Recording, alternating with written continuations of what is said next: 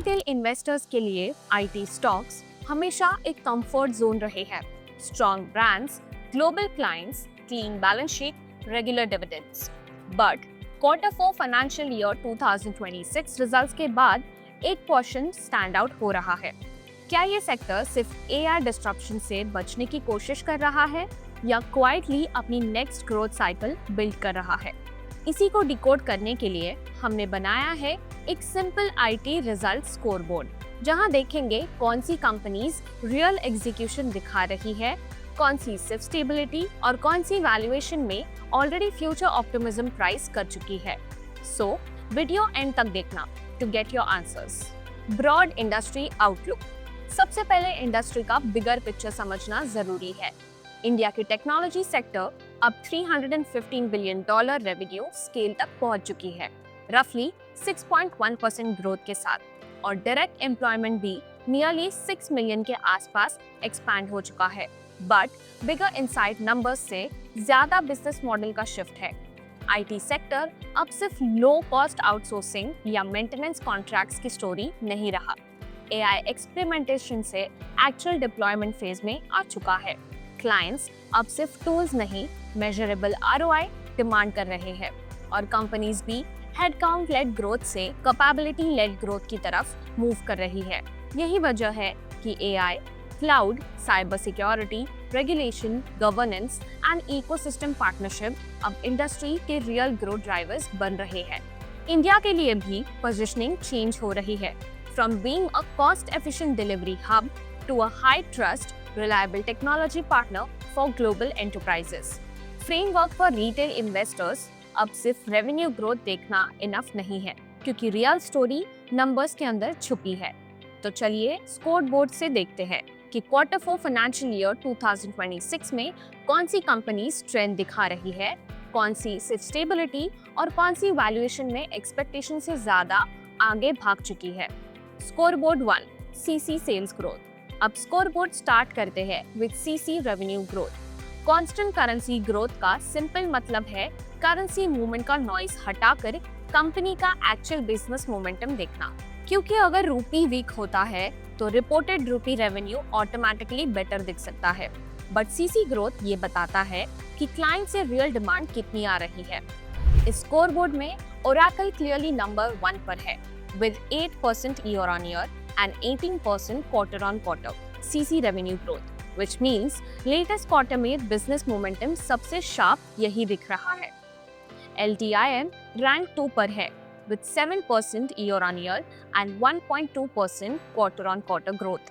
So annual growth strong है, but sequential momentum moderate है। HCL Tech rank 3 पर आता है with 3.9% year-on-year and 3.3% quarter-on-quarter growth, which looks fairly balanced because growth दोनों side से positive है। इन्फोसिस का ईयर ऑन ईयर ग्रोथ 3.1% है, but quarter on quarter growth 4.1% है। सो लेटेस्ट क्वार्टर में सीक्वेंशियल रिकवरी काफी बेटर दिखती है। टेक महिंद्रा ने 0.6% year on year and 0.6% quarter on quarter growth deliver की, which is not aggressive, but transformation phase के context में स्टेबिलिटी दिखाता है।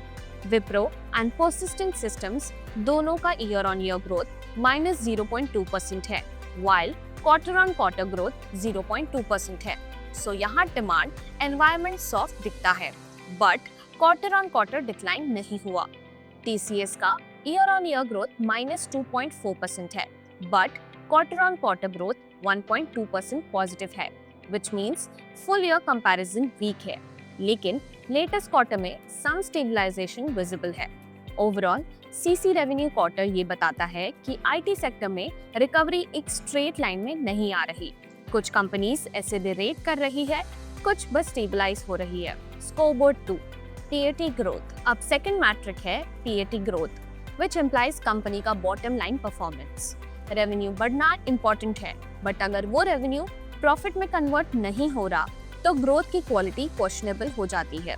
इसीलिए पीएटी ग्रोथ हमें बताता है कि कंपनी सिर्फ बिजनेस एक्सपैंड कर रही है या एक्चुअल शेयर होल्डर्स के लिए अर्निंग्स भी क्रिएट कर रही है।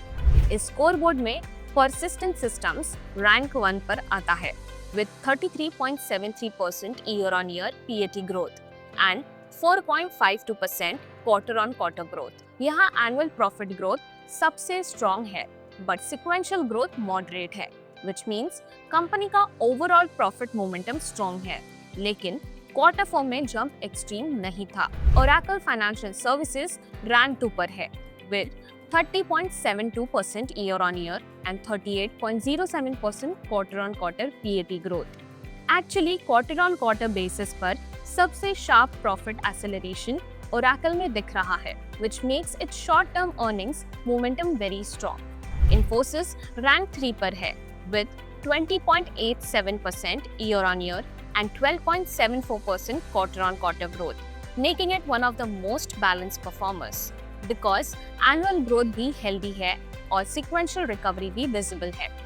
LTIM का 18.80% year on year PAT growth strong है, but quarter on quarter PAT 4.50% decline हुआ।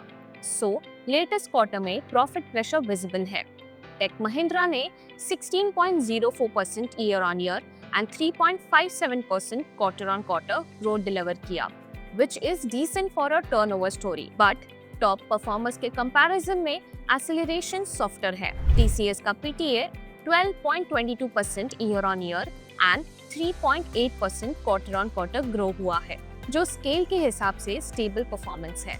HCL टेक का year on year PAT growth 4.20% रहा, but quarter on quarter PAT 6.17% decline हुआ, so near term pressure visible है। विप्रो में quarter on quarter PAT 12.27% grow हुआ, but year on year PAT 1.90% decline हुआ, meaning recovery है but annual weakness अभी भी present है। ओवरऑल अर्निंग्स मोमेंटम सेक्टर में अनइवन है, कुछ कंपनी स्ट्रॉन्ग है और कुछ रिकवरी फेज में है। Scoreboard 3 total contract value third metric है, TCV या ऑर्डर बुक, जो रिटेल इन्वेस्टर्स के लिए फ्यूचर रेवेन्यू विजिबिलिटी का इंडिकेटर होता है। सिंपल लैंग्वेज में आज जो ऑर्डर्स कंपनी के पास है, उनका रेवेन्यू यूजुअली फ्यूचर क्वार्टर्स या ईयर्स में ग्रेजुअली कन्वर्ट होता है, इसीलिए सिर्फ करंट क्वार्टर्स की सेल्स देखना इनफ नहीं होता। ऑर्डर बुक बताती है कि कंपनी के पास फ्यूचर ग्रोथ का बेस कितना स्ट्रॉन्ग है। इस स्कोर में Oracle रैंक 1 पर है with $55,300 crore TCV order book, which is significantly higher than rest of the pie. यहाँ क्लियर एडवांटेज ये है कि कंपनी के पास वेरी स्ट्रॉन्ग विजिबिलिटी है एंड इसी की वजह से Oracle का वैल्यूएशन प्रीमियम भी मार्केट जस्टिफाई करने की कोशिश करता है। Infosys रैंक 2 पर है with $1,400 crore एंड ये इम्पोर्टेंट है बिकॉज Infosys का डील पाइपलाइन, स्टेबल एग्जीक्यूशन और फाइनेंशियल ईयर 2027 ग्रोथ विजिबिलिटी को सपोर्ट करता है। TCS रैंक 3 पर है with $1,200 crore, which looks strong, but Oracle के कंपैरिजन में much smaller है।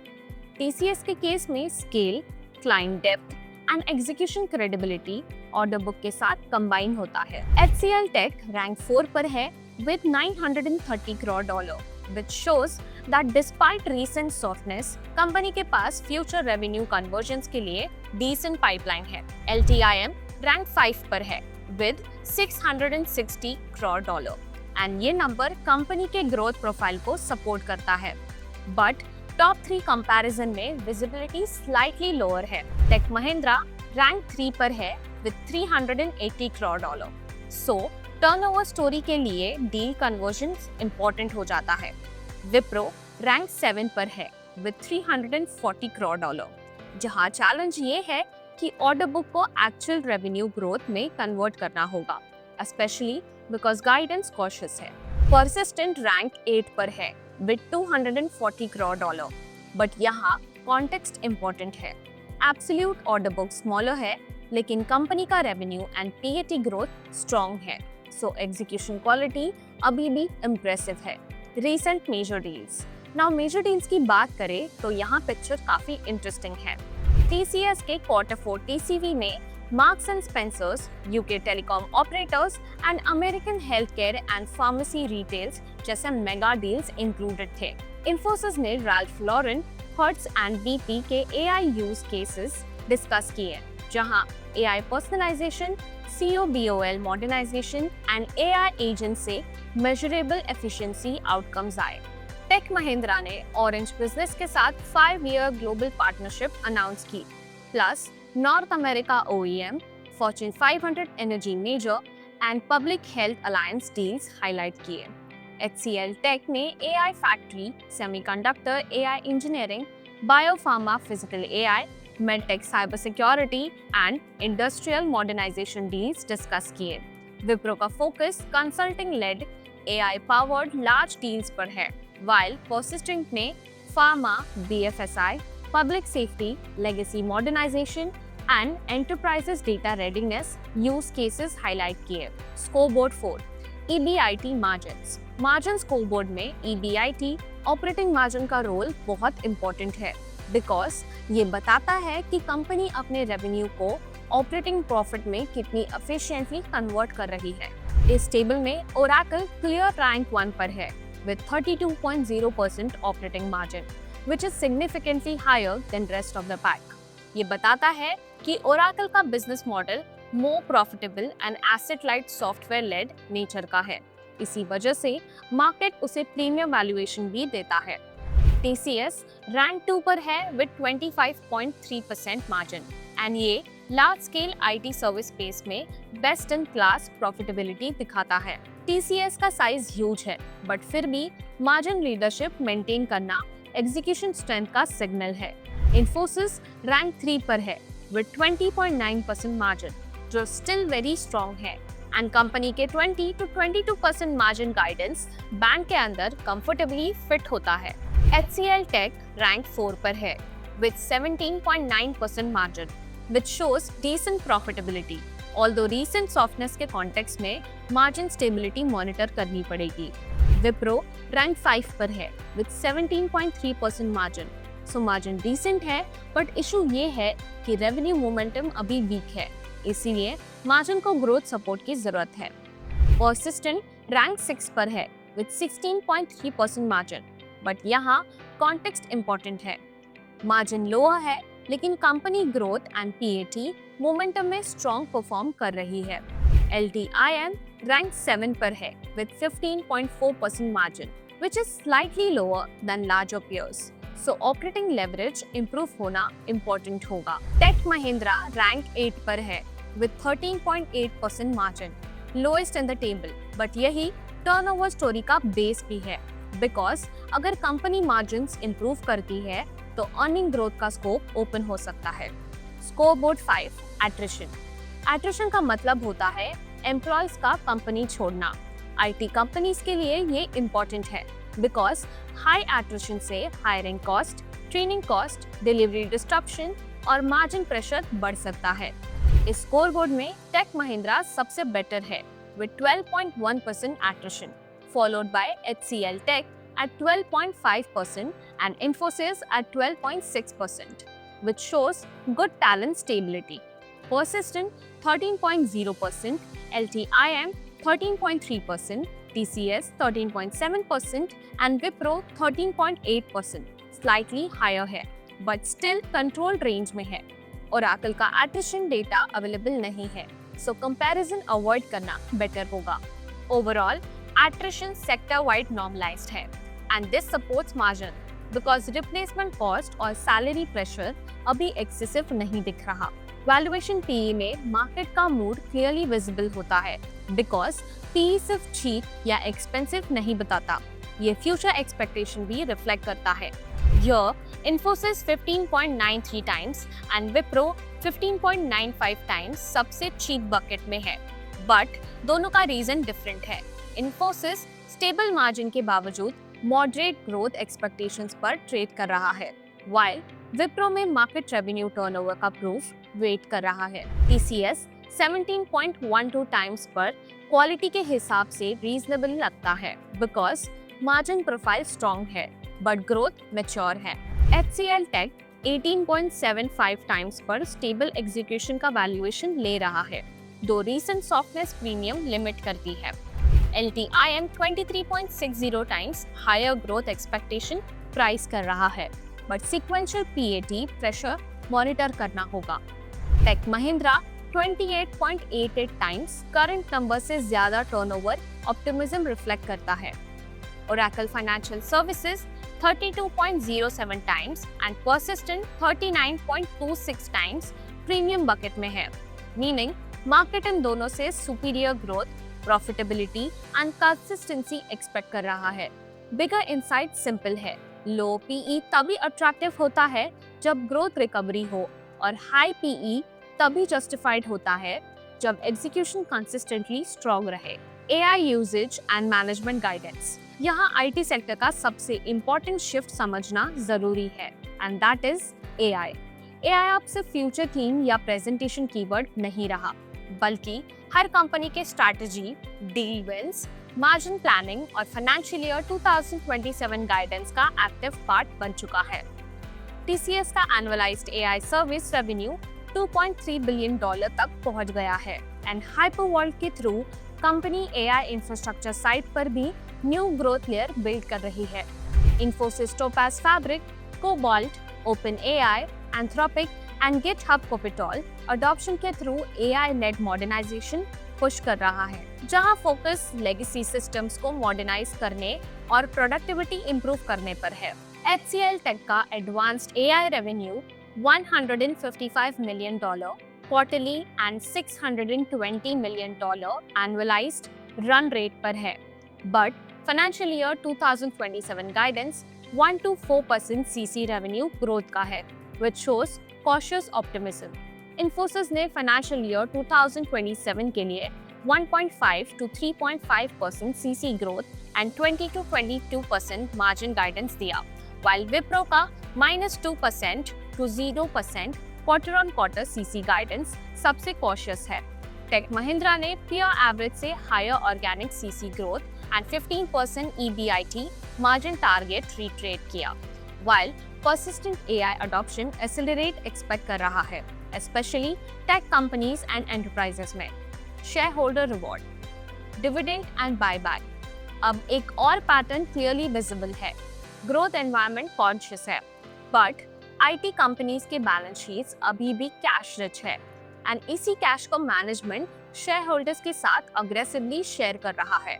टीसीएस ने ₹31 फाइनल डिविडेंड डिक्लेयर किया, taking financial year 2026 total dividend to ₹110 per share and reported financial year 2026 payout at ₹39,571 crore.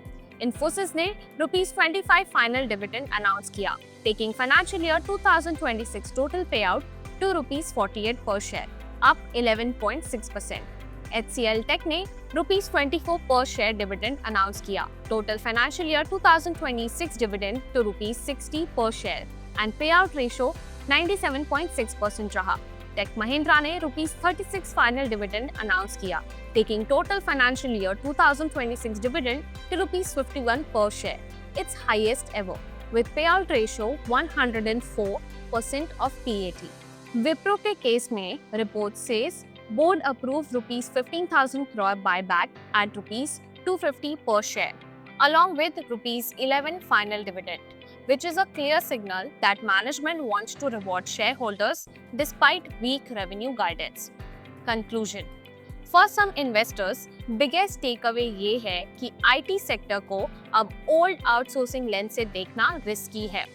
The next cycle will be about AI-led modernization, cost takeout, vendor consolidation, platform partnerships, and margin discipline, जो company client के old tech stack को AI ready बना सकती है, वही next cycle में winner बनेगी।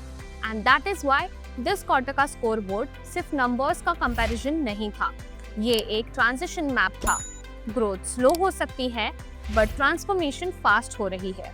Investment in securities market are subject to market risks. Read all the related documents carefully before investing.